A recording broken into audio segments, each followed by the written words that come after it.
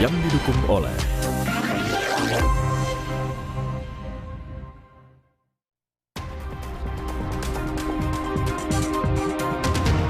kebakaran melanda pasar Taman Puring, Kebayoran Baru, Jakarta Selatan. Lebih dari 30 mobil pemadam kebakaran dikerahkan dan sekitar 500 kios terbakar.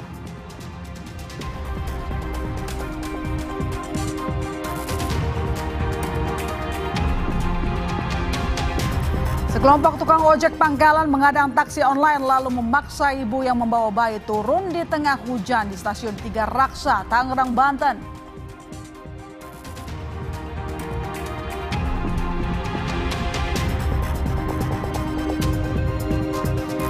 Pertandingan final Piala AFF U23 2025 antara Timnas Indonesia versus Vietnam U23 bakal menggunakan teknologi video assistant rever atau VAR.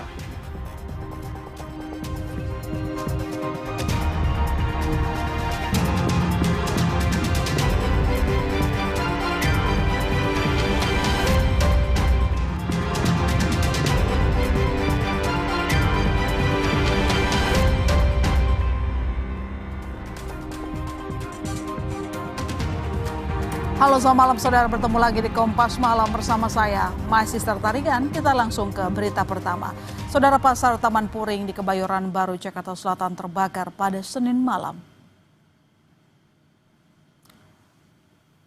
Inilah visual udara dari kebakaran yang menghanguskan pasar Taman Puring. Asap tebal membumbung tinggi hingga jalur layang Transjakarta rute CSW Ciledug. Akibatnya, bus Transjakarta sempat tidak dapat melalui jalur tersebut.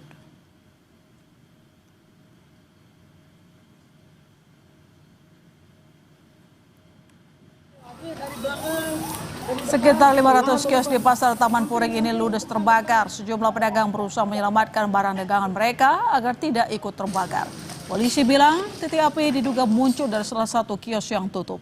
Sementara itu, akibat kebakaran, polisi juga mengevakuasi 4 tahanan di Polsek Kebayoran Baru ke Mapolres Jakarta Selatan karena ruang tahanan berdekatan dengan lokasi kebakaran.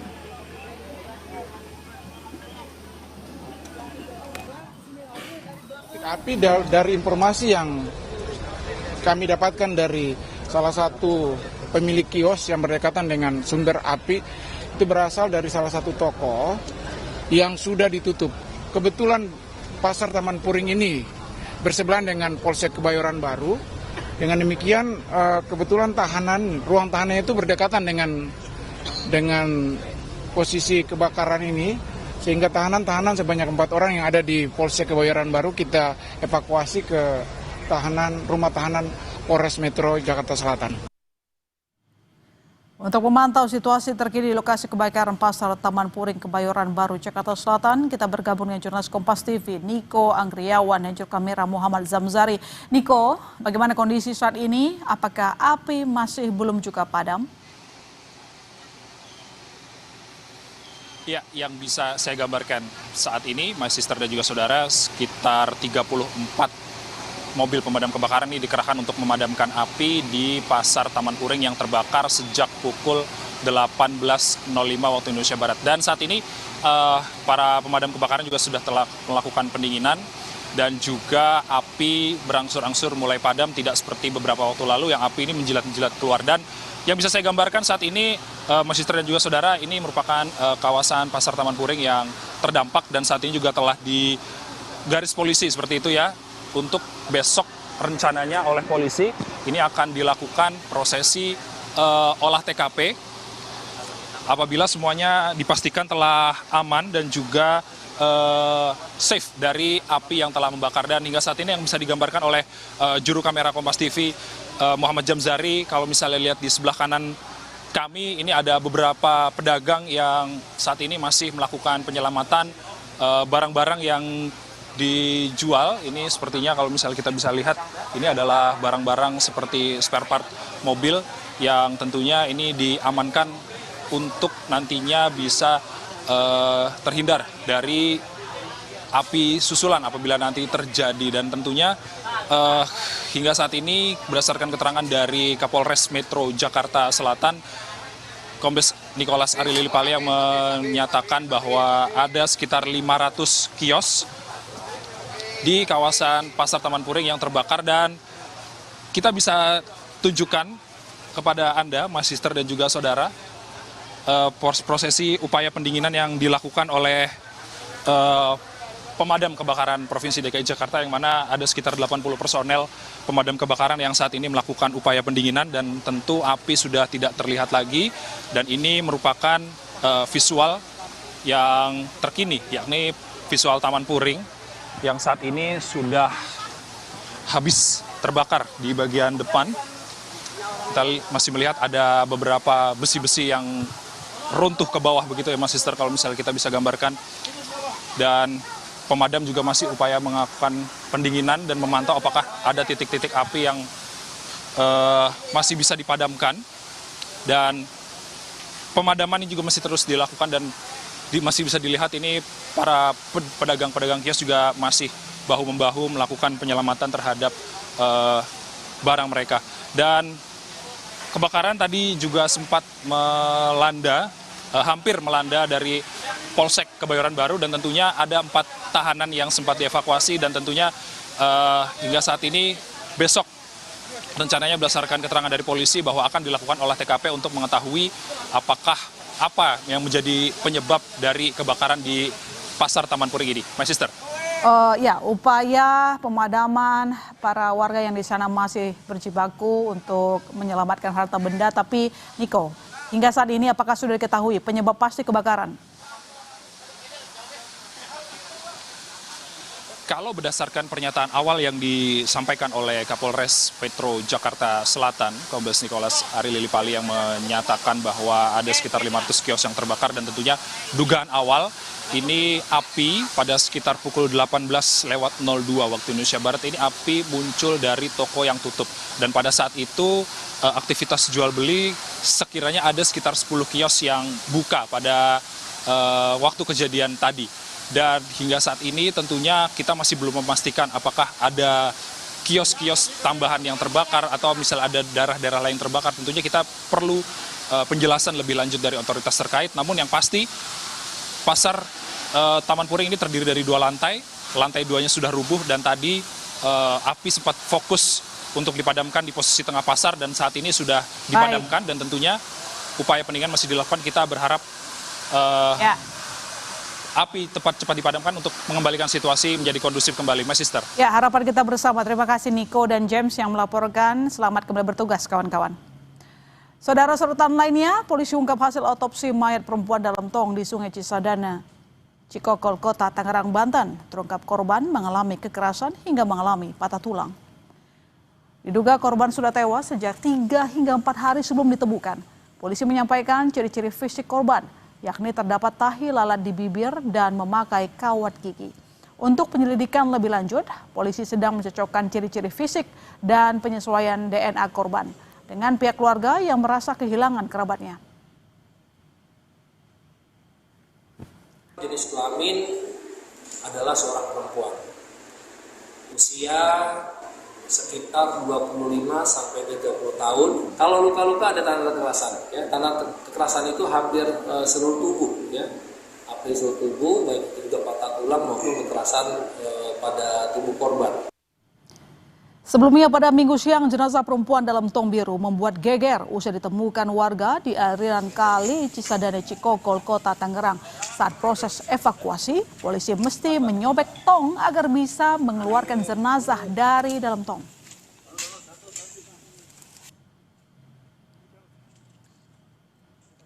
Polisi akan mengumumkan hasil otopsi kematian diplomat Kemlu Arya Daru Pangayunan besok setelah melakukan gelar perkara secara tertutup pada Senin pagi. Sejumlah saksi dihadirkan dalam gelar perkara untuk memberikan keterangan hasil analisis, diantaranya adalah ahli psikologi forensik, ahli otopsi, ahli cyber, dan ahli toksikologi. Komisioner Kompolnas Koirul Ana menyebut proses penanganan kasus kematian Daru lama karena banyak item yang harus diperiksa. Polisi akan mengumumkan hasil otopsi dan sejumlah perkembangan kasus kematian diplomat Kemlu besok. Karena memang pada akhirnya yang ditelusuri sangat kompleks, sangat banyak. Dari rekam jejak digital banyak variasi yang pada akhirnya juga ditemukan, didalami dan ditemukan. Dari segi otopsi, ya banyak item-item otopsi yang semakin lama semakin dibuka lebih terang, lebih kompleks. Dari segi latar belakang juga ditelusuri lebih dalam dan lebih kompleks. Itulah yang membuat ya proses penanganan ini membutuhkan waktu yang lebih panjang.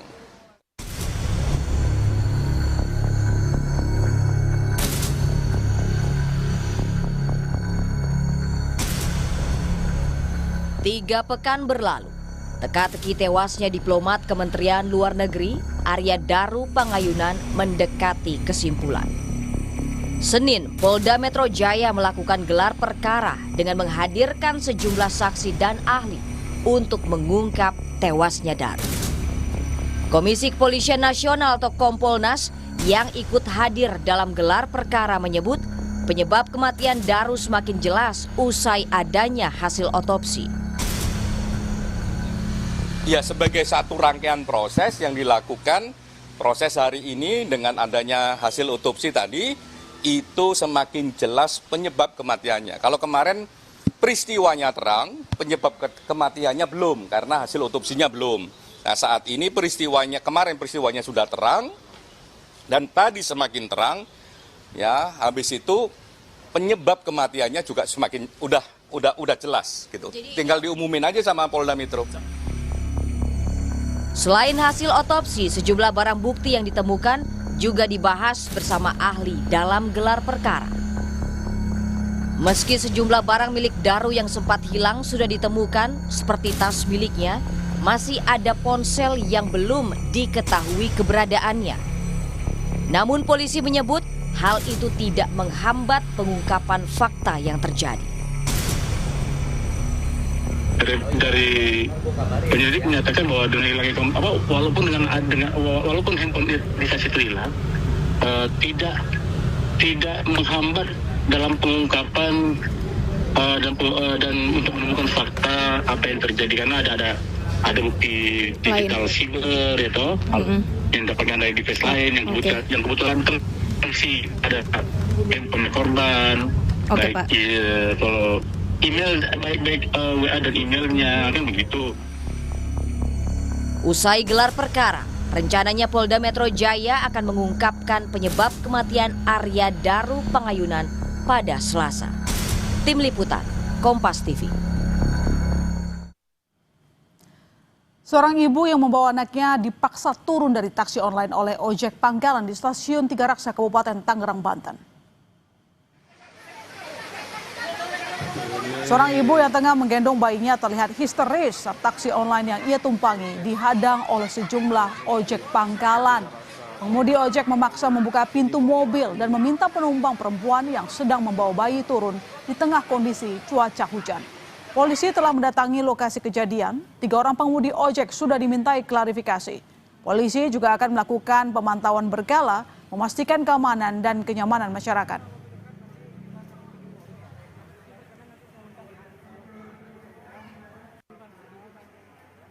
Ada selisih kesepahaman antara teman-teman dari ojek pangkalan dengan pihak daripada ojol tadi. Dan saat ini kita akan memediasi teman-teman sekalian.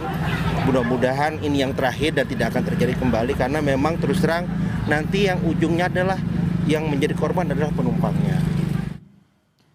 Buntut aksi pembubaran aktivitas ibadah berujung perusakan sebuah rumah di Padang, Sumatera Barat. 9 orang ditangkap.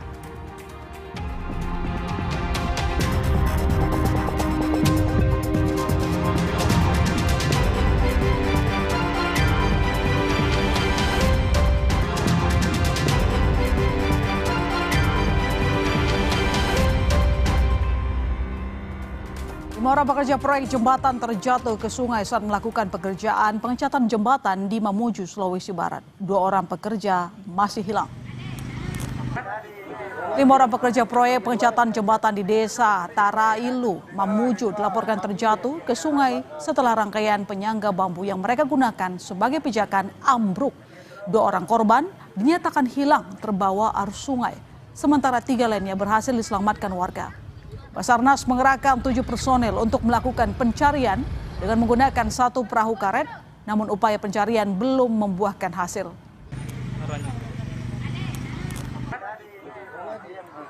5 orang pekerja yang sedang melaksanakan pengecatan di jembatan Sampaga, Desa Tarailu,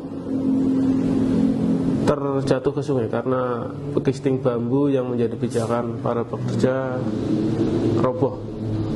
3 orang berhasil diselamatkan oleh warga dan 2 orang masih dalam pencarian. Polisi memeriksa 3 orang saksi terkait ijazah Presiden ke-7 Republik Indonesia Joko Widodo pada Senin siang.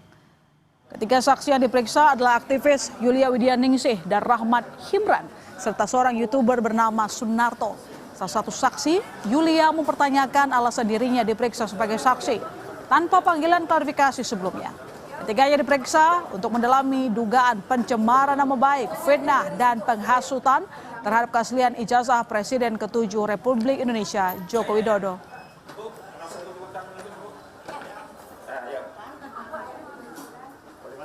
Saya dipanggil sebagai saksi pertama bagi teman-teman seperjuangan saya, 12 orang terlapor. Yang ingin saya tanyakan, bagaimana bahwa saya langsung dipanggil sebagai saksi sementara saya tidak pernah diundang sebagai warga negara untuk klarifikasi. Polemik ijazah Presiden ke-7 Republik Indonesia Joko Widodo kian memanas bak bola liar. Setelah Jokowi mengatakan ada tokoh besar di balik ramainya tudingan ijazahnya palsu, pihak Roy Suryo CS menantang Jokowi untuk menyebut siapa nama tokoh besar yang dimaksud.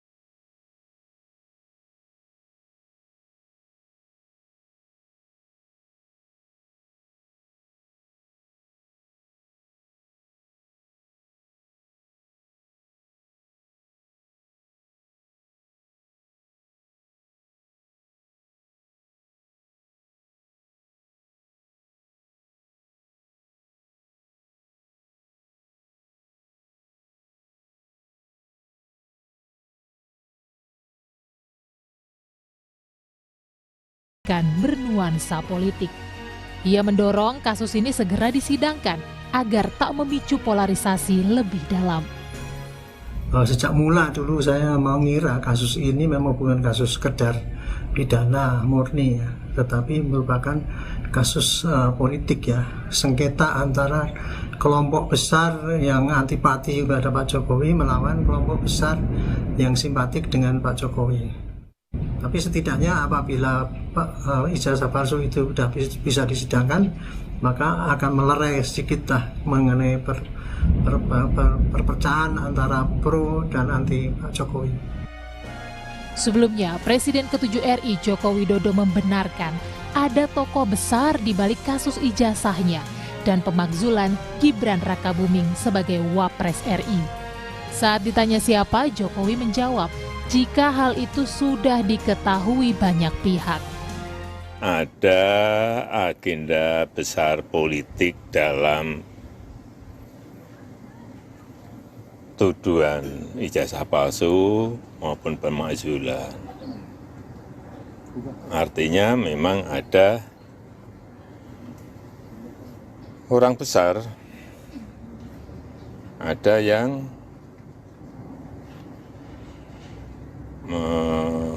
backup. Mengarah kemana? Mengarah ke? Ya, semua udah tahu lah. Ya, kasih. Proses hukum kasus ijazah Jokowi kini tengah bergulir di Polda Metro Jaya. Senin siang, polisi kembali memeriksa 3 orang saksi, yakni aktivis Yulia Widianingsih dan Rahmat Himran, serta seorang YouTuber bernama Sunarto. Ketiganya diperiksa untuk didalami terkait dugaan pencemaran nama baik, fitnah dan penghasutan terhadap keaslian ijazah Presiden ke-7 RI Joko Widodo. Tim Liputan, Kompas TV.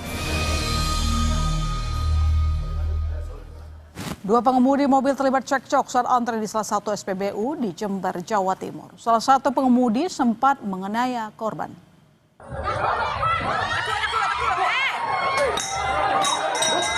Perkelahian antar dua pengemudi mobil ini dipicu salah paham saat antre isi BBM.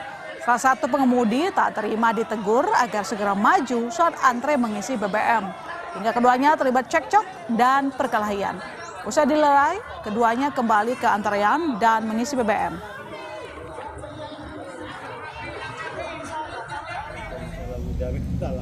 Pengemudi mobil Avanza hitam ditegur oleh pengemudi dan putih, disuruh maju. Mungkin bahasanya kurang enak karena mungkin sama-sama lelah antri atau kecapean saat itu juga cuaca panas, emosi.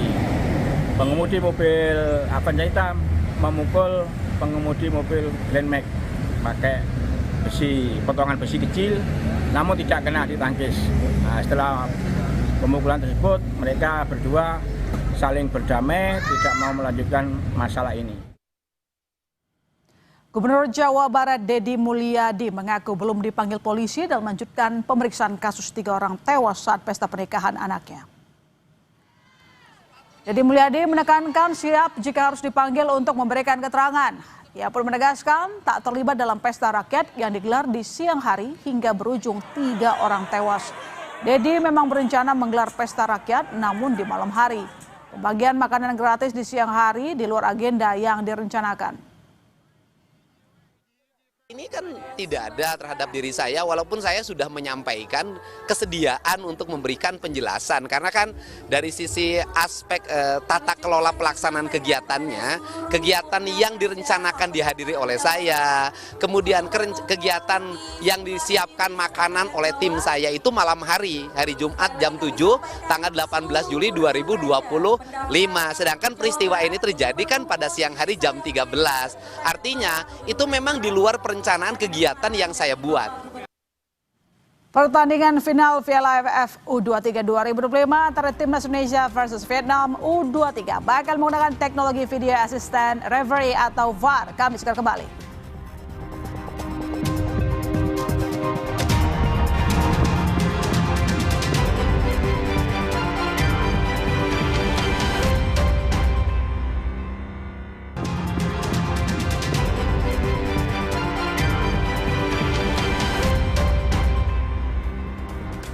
Aksi pembubaran aktivitas ibadah berujung pada perusakan sebuah rumah di Kecamatan Kota Tangah, Kota Padang, Sumatera Barat.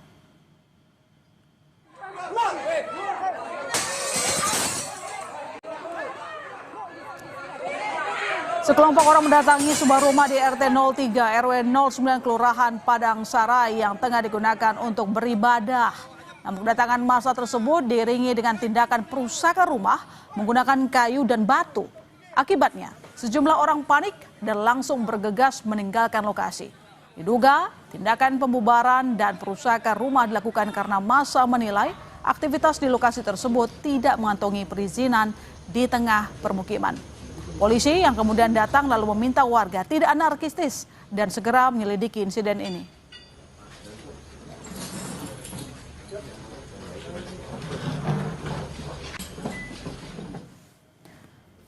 Untuk perusakan rumah yang tengah digunakan sebagai rumah doa Kota Padang, Provinsi Sumatera Barat, polisi menangkap 9 orang terduga pelaku.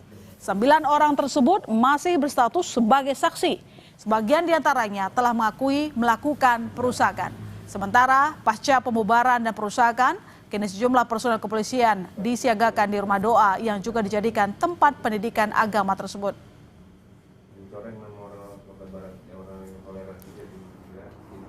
Tidak bisa menunjukkan izin dari pihak yang beribadah, dan ini menimbulkan suatu keributan. Keributan ini kemudian ditindaklanjuti oleh warga masyarakat dengan pembubaran. Pembubaran inilah yang berkembang menjadi perusakan, mengamankan 9 orang di antara yang diduga orang yang diduga melakukan perusakan, dan saat ini dari 9 orang itu informasi terakhir ada beberapa orang yang memang sebagai pelaku perusakan dan beberapa orang hanya ikut-ikutan. Timnas U23 akan menantang juara bertahan Vietnam di partai final Piala AFF Selasa malam. Pelatih Gerard van den Berg yakin anak asuhnya bisa meraih juara. Jelang menghadapi Vietnam, Garuda Muda menggelar latihan di Stadion Madia Senin malam. Jens Raven dan Arkan Fikri yang sempat mengalami cedera ikut dalam latihan. Indonesia berambisi mengalahkan skuad Golden Star Warriors dan keluar sebagai juara AFF U23. Suntikan dari supporter yang akan memadati Stadion Gelora Bung Karno menambah optimistis pelatih Gerard van den Berg. Pelatih Timnas Gerard van den Berg mengaku tidak menyiapkan skenario adu penalti.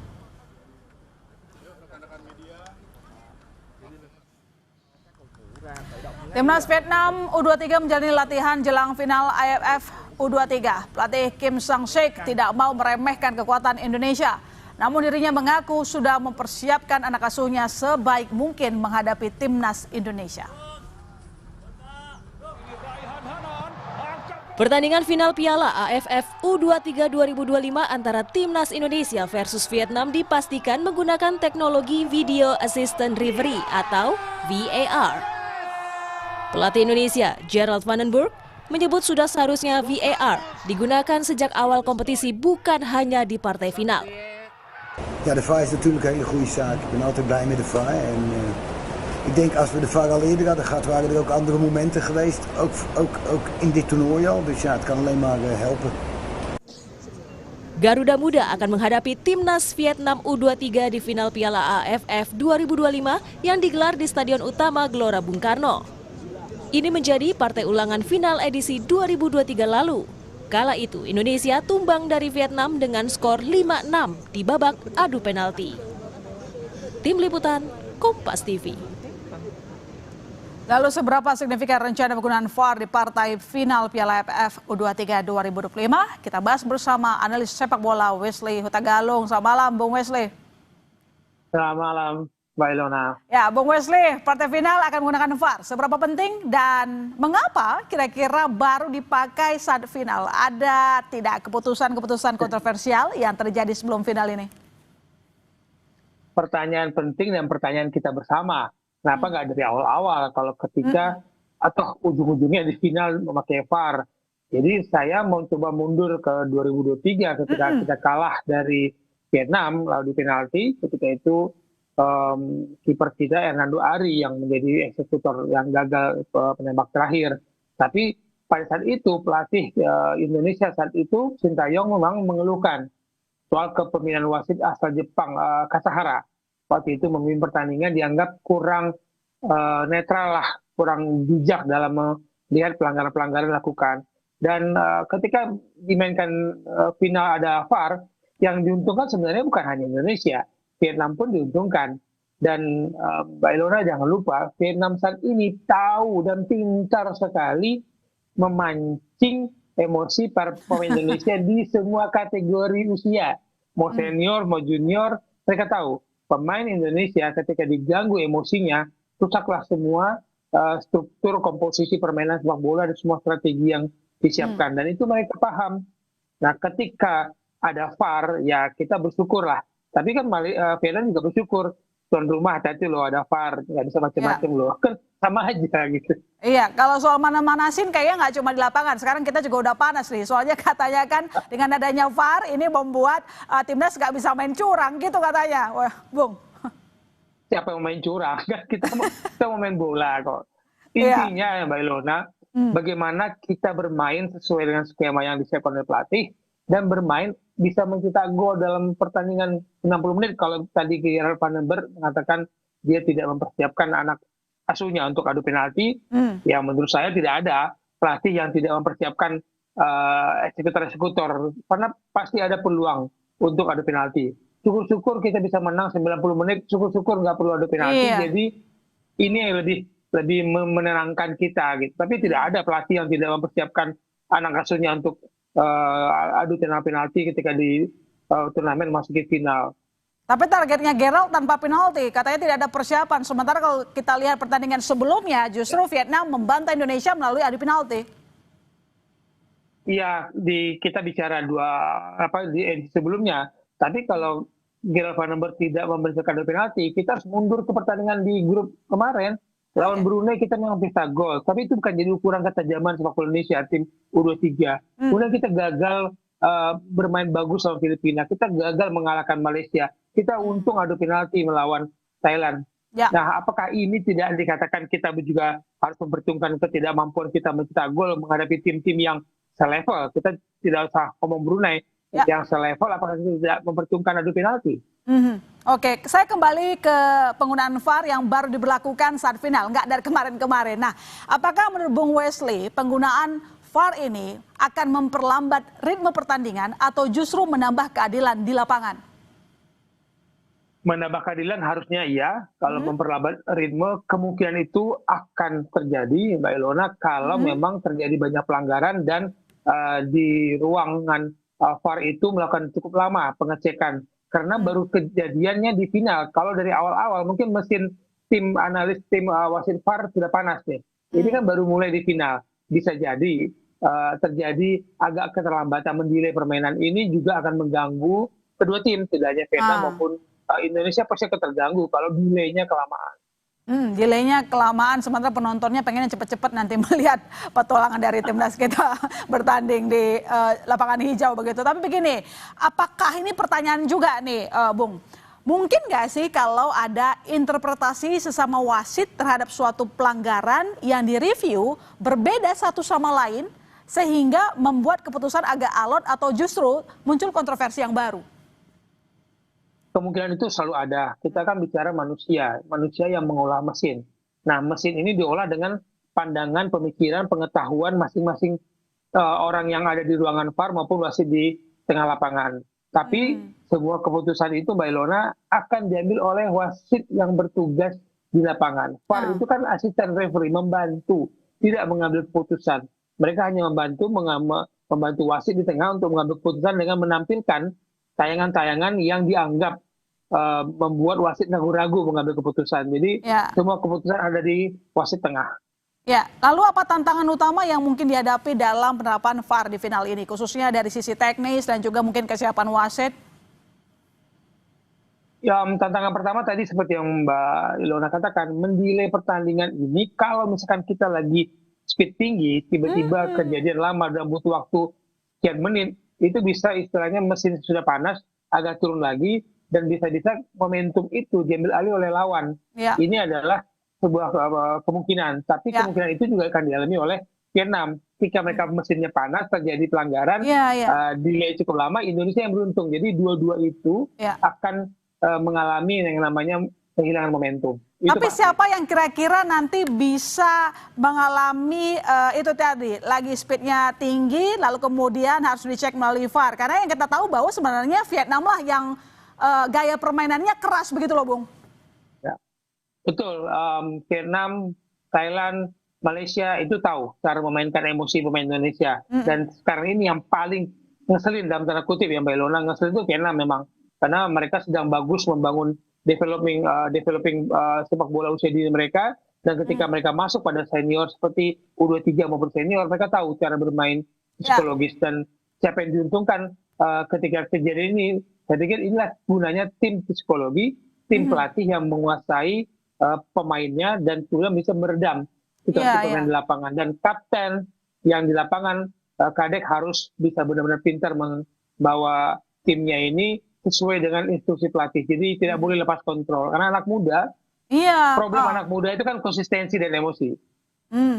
Bicara soal psikologi begitu, apakah dengan adanya penggunaan VAR membuat mereka lebih hati-hati sehingga mungkin jadi nggak fleksibel, atau justru mungkin di lapangan kita tidak lagi melihat drama-drama yang biasanya ikut menambah semarak permainan di lapangan, Bung? Itulah kenapa Van den Berg, pelatih kita mengatakan kenapa nggak dari awal supaya pemain terbiasa juga. Kalau ini kan tiba-tiba bisa jadi ragu-ragu. Takut mengeluarkan kemampuan terbaiknya, kenapa ada pelanggaran, ada VAR, langsung ngelihat. Kalau kemarin kan mereka bisa percayakan kepada wasit di tengah. Jadi ini memang pertanyaan besar bagi kita. Diawali kan tadi Mbak Ilona nanyakan kenapa baru sekarang. Ya itu juga pertanyaan kita ke federasi dan ke ASEAN Football kenapa baru sekarang? Iya, kenapa baru sekarang, Bung, menurut Anda? Singkat aja. Kecurigaannya apa? Karena memori 2023. Saya pikir kita terlalu dikuasai oleh memori ketika kita kalah lawan Vietnam. Sebenarnya itu nggak perlu menjadi sebuah alasan. Ya, skeptis terhadap timnas kita begitu ya maksudnya ya. Padahal kita jujur kita main bola aja gitu ya. Baik, terima kasih Bung Wesley telah bergabung di Kompas Malam. Selamat malam, Bung. Terima kasih. Malam. Saudara, berita berikutnya di Kompas Malam. Jeda pertempuran di Gaza dimanfaatkan sejumlah pihak untuk mengirim bantuan lewat udara. Kompas Malam masih akan segera kembali.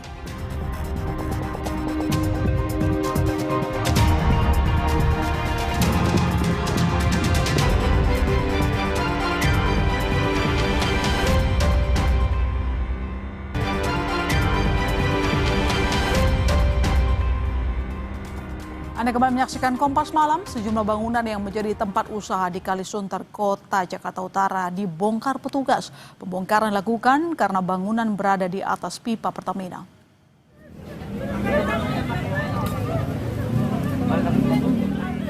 Sejumlah pemilik tempat usaha menangis histeris saat bangunan mulai dibongkar petugas.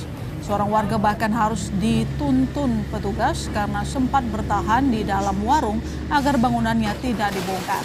Penertiban di sepanjang jalan inspeksi ini dilakukan karena bangunan berada di atas pipa BBM Pertamina. Aktivitas warga di atas pipa BBM kini bisa berdampak kebakaran.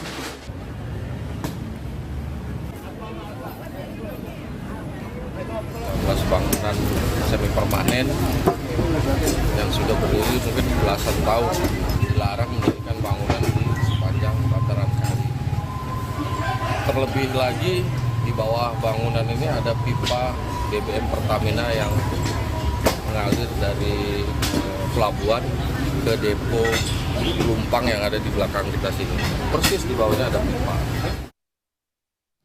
Jeda pertempuran di Gaza dimanfaatkan sejumlah pihak untuk mengirim bantuan lewat udara. Jordania dan Uni Emirat Arab mengirimkan bantuan dengan menerjunkan sejumlah paket bantuan dari pesawat. Setidaknya ada 25 ton bantuan makanan dan kebutuhan lainnya telah diterjunkan di beberapa lokasi. Sebelumnya, Israel mengumumkan jeda pertempuran selama 10 jam setiap harinya di 3 wilayah di Gaza.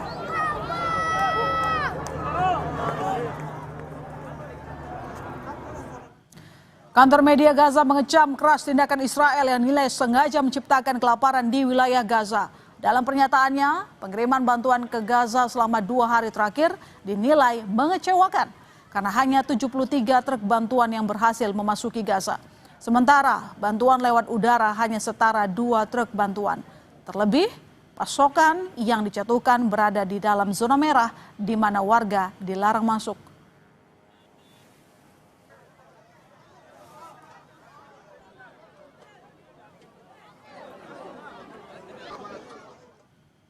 Sorotan berikutnya, seorang pria bersenjata menembak 5 orang di sebuah pasar makanan segar di ibu kota Thailand yang kemudian mengakhiri hidupnya sendiri. 5 orang yang ditembak pelaku tewas. Sejumlah korban termasuk petugas keamanan di pasar Ortorkor di distrik Chatuchak, Bangkok. Polisi sedang menyelidiki detail tentang tersangka, termasuk motivasinya menembaki orang di pasar yang populer di kalangan wisatawan Thailand dan mancanegara. Polisi mengumpulkan bukti-bukti termasuk rekaman CCTV.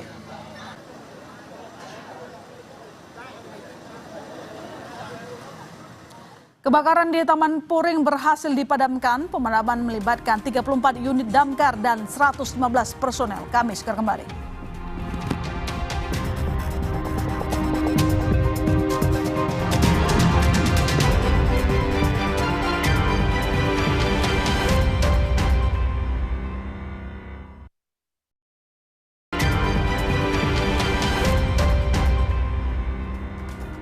Kebakaran di Taman Puring berhasil dipadamkan. Pemadaman melibatkan 34 unit damkar dan 115 personel. Petugas melakukan proses pendinginan untuk mengurai material yang mudah terbakar agar tak menyisakan api atau asap. Sekitar 500 kios terdampak akibat kebakaran di Taman Puring.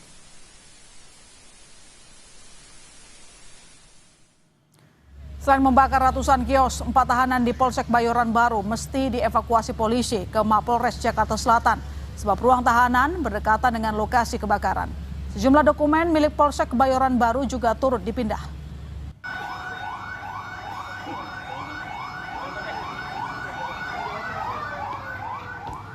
Informasi tadi sekaligus menutup perjumpaan kita di Kompas Malam dan kami ingatkan Anda untuk jangan lupa cukupi kebutuhan air mineral Anda setiap hari dan rasakan kesejukannya. Saya masih Tarigan pamit. Sampai jumpa.